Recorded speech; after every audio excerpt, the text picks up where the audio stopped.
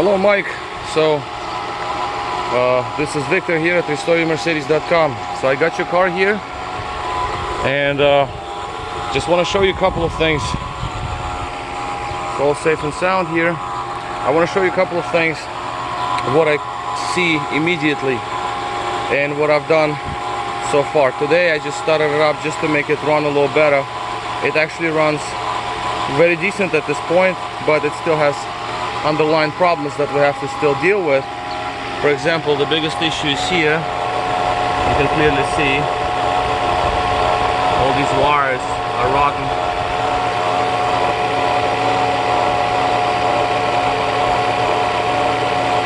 So that's throughout the whole length. I do still hear some misfiring going on from time to time, but that's expected because the way the car ran, it ran horrible before I got it. That's for the AC. I don't know what it's doing here, but it was just laying there. It's a cap, you see, that's the other end of this cap. It's supposed to go onto either compressor or one of the AC ports. And let's see, that's really strange, because Mercedes ports, they're black usually like that. So I don't know what the blue one is doing there, but nonetheless this one is missing. So anyway, so let's just move on. Now I found a couple of vacuum leaks, so the engine started to run more or less evenly. It does not jump up and down as it used to before, so I can actually move the car in the driveway. It still shakes, but that's the next thing. But so far it's actually pretty good. Second thing is the power steering was absolutely empty, so I refilled it. The coolant, take a look at coolant. Coolant is there, we have some, so that's good news. Although it's kind of like very clear, so I don't know if it's diluted with water a lot or what have you, I don't know. Like I said, this is just preliminary before I start working on this vehicle. I mean, these wires, that's number one thing, because when I would touch it, the car would actually almost stall. So they're definitely touching there somewhere, shorting. So I moved them out a little bit, so they're actually, the car acts better. There are also wires bad here. You can see they're crumbled completely, and that's me touching it very, very lightly. So I just touched it and the insulation fell off. I have a problem here with the fan wires right here. As you can see, insulation here is almost non-existent, so that one is going to be a little more difficult, but I have to find a good source where I can solder. That wire runs in the main harness, so it's very difficult to replace the whole length, but I'll see. Maybe I'll get it to the, maybe I'll run bypasses from source. So that is that. Next, like I said, there were vacuum leaks, I don't know, in the back there. The hoses were unplugged, maybe they fell off, maybe whatever happened there, but as you can see, that helped the engine a lot. Although, like I said, it's still not 100%, but we'll get there. Engine mounts are absolutely flat. Like, I don't know if I can even show you that. The engine mount is down deep under. Yeah, I probably won't be able to show you the engine mount because it's down, all the way back down there, far. So you probably won't see it. This horrible noise most likely is coming from AC compressor, because AC compressor, if I can show you that would be great. AC compressor clutch fell apart, and I think it killed the AC compressor all along. If you look closely, you will see a washer. See that little washer right down there? That is the washer that's supposed to hold the clutch plate for AC engagement, AC compressor engagement. So most likely that thing is gone. and the AC compressor is gone, so we might have to do that. Maybe power steering pump, because there was no power steering fluid in this vehicle at all for a while, because the reservoir for power steering was dry for a long time. You could have tell. I mean, because when I open the cap up, it doesn't even have any hints of any fluid being in there for a long time. So it vaporized and dried up. That's the problem. So throttle bodies, they do seem original, so that is probably something else that we will have to deal with. Obviously the sensors, this one is still more or less activates. This one is also activating right now, but yep. So right now they're running, most likely because I separated these wires. I'll check on the computer later what's happening. So first things first, I'm gonna just deal with this. Second, I mean the wires first. That noise has to be gone. This is very annoying. It's just insane, because anytime if something seizes, the belt will slip off, and that will be another issue that we don't want. Now, down in the car, your oil level light lights up, so there's got to be something happening down with lower harness. The suspension light is also lit. The car is extremely stiff because it defaults. When there is an error with suspension, it defaults to the hard setting, so it's very stiff, unbearably stiff. Interior, everything seems fine, except that this door lock right here is leaking air. You can hear it when you unlock the car. You can hear hissing coming from here, so that's obviously a vacuum pod that is blown for the door lock.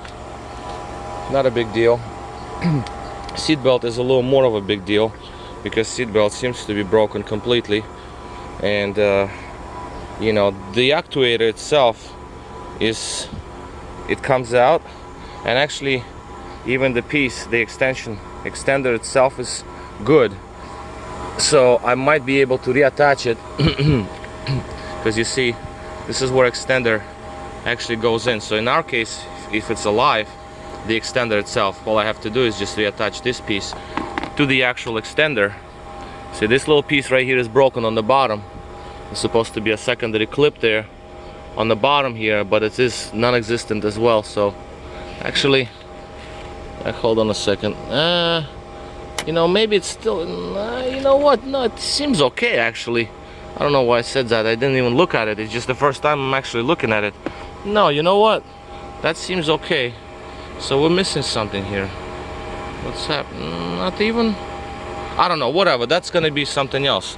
The seat over here is all cut off. No idea why it happened like this. What happened here? Absolute mystery to me. The panel is still there. The switch seems to be missing all along. See right here, there's supposed to be a switch. It's not here. I think I have some switches, but that's for orthopedic seats. So that is something that you actually do not want working, because if they're leaking, you will burn your door locking pump. So that is, again, that's gonna be accessories already. That's not the major kind of situation here. The seat does not move forward.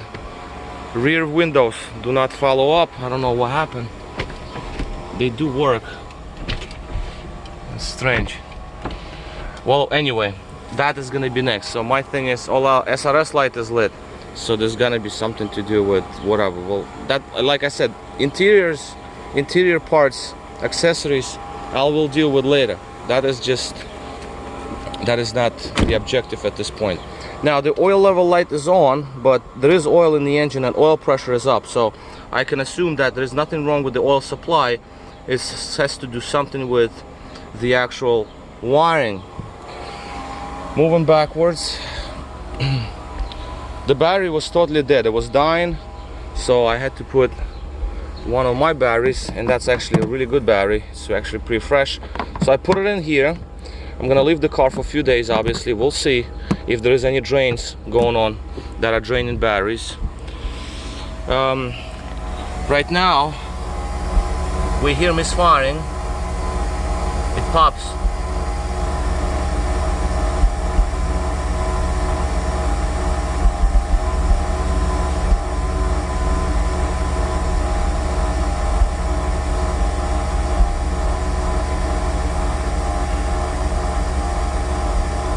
Yep. So anyway, the exhaust pops from time to time. That is clear misfiring happening. Oh, it's actually doing way worse now. But anyway, clear misfiring is going on. But other than that, it's a solid car. Let me try to look at reverse gear now. That is the common issue. Well, obviously the seal over here, because I think something was going on with your window. This window is not going down, so the main window would slide against the seal and it would destroy the seal. Okay, seats seems to work. Okay, car was delivered last night late, so I couldn't really do much with it. This little panel here for some reason is elevated, very strange. But anyway, all right, so let's take a look at our reverse engagement. Oh, it engages great. Oh boy, now the car is shaking very badly. Oh yeah, oh yeah, oh yeah, this thing, oh man, yeah, okay. It's better than what it was yesterday, but still pretty terrible. Forward engagement is nice, yeah, as you can see. Oh yeah, it's about to stall out now. And there it recovers when I release the load by going into neutral. No, reverse engagement is excellent. Oh yeah. So transmission, I would say it's pretty good. No problems here. And the mirror, it's still more or less alive, because sometimes they all break. Actually, it's still alive. Rear headrest release. Okay, well, that motor is bad. Well, again, that's accessories. So the agenda for me right now, there's three things that I would want to do right away. So first thing is, obviously, I would want to do the master airflow sensor wires, these wires, because I don't know what's going on. Second is, I'm gonna check all the spark plugs, make sure spark plugs are okay, because misfires are very terrible. I'll do the smoke test, because this running condition is extremely terrible. And another thing is I would do is AC compressor, that's for sure, and engine mounts, because AC compressor, once it's out, then driver's side engine mount is easier to remove, because you pass it where AC compressor used to be. A similar situation on this side, but this side air pump, when that comes out, then you can move the mount out easier. But in any event, that is something to do, because once I have the car on ramps, engine would have to rise up to get AC compressor bolts out. There's one of them that does not come out, so you have to move the engine to the side to make the bolt come out. So in this case, I would rather have both mounts done at the same time, because they're flat anyway. There's lots of vibration. See, now the engine runs really badly. You can probably hear it in the exhaust.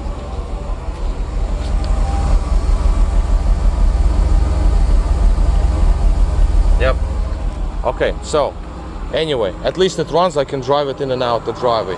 So once I deal with the engine, get rid of the noise, maybe at the same time change the idler pulley, maybe belt tensioner pulley. I'm not sure. Once I take the belt out, then I will know more. It's just that the parts list has to be created. So when I have all these parts, and then I'll move on. Also, when I will be under the vehicle, most likely it would be a good idea to do the lower harness at the same time, because that harness most likely is bad. And I'll check the sensor, oil level sensor. Fan clutch seems to activate, that's good news. And AC system, well, we'll know only when I change AC compressor, because the clutch itself, yes, I can do the clutch, but again, I don't know what's happening with AC compressor. I have to take a look at it once I'm under the car. So first things first, I would like to get this engine to run a little better first, and then we'll move on. Also, I do have a slight kind of hesitation here, and kind of a suspicion that there might be a possibility of the intake manifold leak, vacuum leak around intake manifold seals. I just don't know. I have this feeling that there's something going on over there. That's going to be a much bigger job, because intake manifold has to come off along with injectors. But again, let's just concentrate on very apparent things first, and then we'll move on if need be with to the intake manifold situation. But so far, it's like I said, it's a good base. The car has good bones, very nice and straight, no rust. Miles are good, transmission's good, interior is in excellent condition. Few knickknacks here and there, no big deal, because it's, you know, the car is 20 something years old. For that, the interior is pretty much near mint condition. The seat is excellent. The steering wheel doesn't even have any cracks. This is really nice. Wood is good. There's a little bit of lifting on the wood over there, but that's again. The handrest is excellent. Like, headliner is excellent. It's just great. So yeah, this is really nice. A few little knickknacks like this, you know, clear coat, of course it will be reappearing here and there, but 20 something years old, of course. Anyway, so this is basically my preliminary look. Oh, this one also is broken, the wiper, but really nobody uses them. It's just that it's missing a cap. You know, there's supposed to be this little cap. It's just not there. So I don't know what happened there. But anyway, that's little very minor things. So, okay, so let's move on with the engine first. I will know more which side, I mean, what pulley is making the noise when I take the belt out. To take the belt out, I have to pull the engine down, remove the fan shroud, because somebody did something there already, maybe changing the belt at some point. And then I will know which pump, what's making the noise. My thinking is it's an AC compressor. It could be a tensioner, it could be power steering slash suspension, because it's a dual pump, suspension and power steering together. Maybe water pump, but not idler or alternator, because the noise is coming from this area, not from the left. It's to my right, and clearly coming from around this area. So an AC compressor is missing the clutch, so obviously that tells you something. Okay, because you do need AC regardless. You know, summertime, you do need AC. You can't drive around with no AC. But first things first, running condition of the engine. So we'll move on. Okay, Mike, so I'll send you this video. I have to finish this car today right here, so I'll finish this off, and then I'll move on to yours later on, you know, when I have time. But the weather is great, so we're definitely having proper timing to work on this project. So there are very many, I mean, there are many things here wrong, and to do this right, then, you know, there's a lot of work to be done, to be honest with you. But again, bones are here, the car is good, I like it. It's not like some sort of junkyard car. Transmission is good, exterior and interior is good, mechanics, the electrics, fine, we'll do that. But the rest, nothing to do with that. Suspension, I'll see. I mean, maybe something's wrong with some acceleration sensor, speed sensor, what have you, steering angle sensor for that matter, I don't know. But that's electrics again. Other than that, it's just that the exterior, interior, transmission, engine runs really good. Well, I mean, in terms of, you know, it's not like dead. So it's just that some electrics and vacuums or whatever. That's again mechanics, electrics, but not the, like, it's not knocking, it's not smoking. So I have no problems with the engine so far. Looking at it, I don't have an issue with the engine. Inside the engine is actually okay, not like brand new, but oil changes were done. That's good. All right, so I'll move on and I'll send you this video and then we'll talk later. All right, this is all for me. Victor here, RestoreMercedes.com. Thank you for watching.